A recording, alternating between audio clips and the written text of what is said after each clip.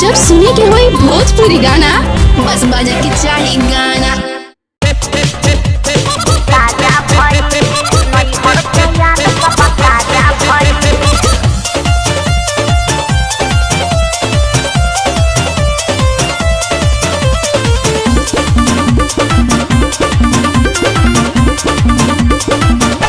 पूरा राती जागल बुझालू भौजी रहू से जिया पलागल बुझालू भौजी जे समझा बोला।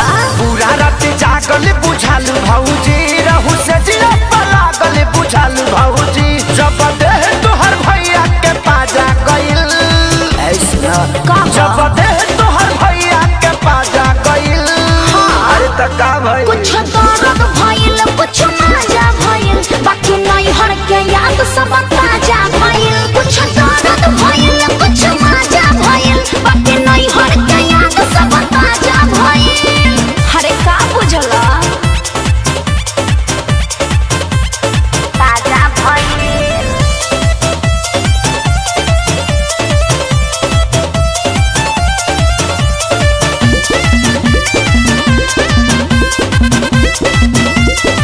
दिल बाड़ू पहिला ही के तू जब सबके दिल हो अच्छा तब का मिली सवाद तोहके का हो फील हो बताइबू काहे भौजी बोला ना सुना जे तने ये जनावा पुराना हो खेला बात बुझाव तने तूफान हो खेला।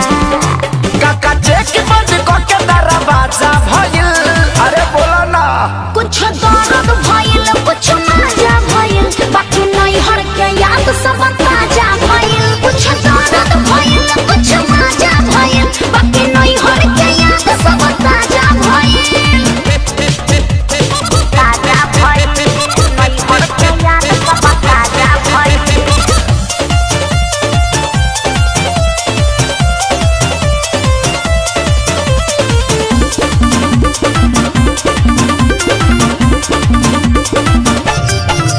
अब पता चलल बाड़ू तू पहिले के खिलाड़ी हो गाड़ी एक्सीडेंटल पवले सच कुंदन खेसारी हो पता चल गए भौजी जवान बोझ क्या बा बोझा बात तोहार मरजी बात साफ बतियाई ले न बोली फरजी।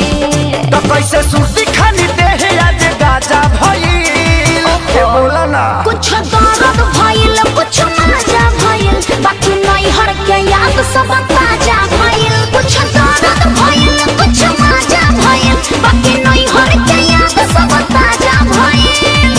अरे बाकी मूड फ्रेश हो गइल। जब देह तोहर भैया के पाजा गइल अरे त का भइल कुछ दर्द भइल कुछ मजा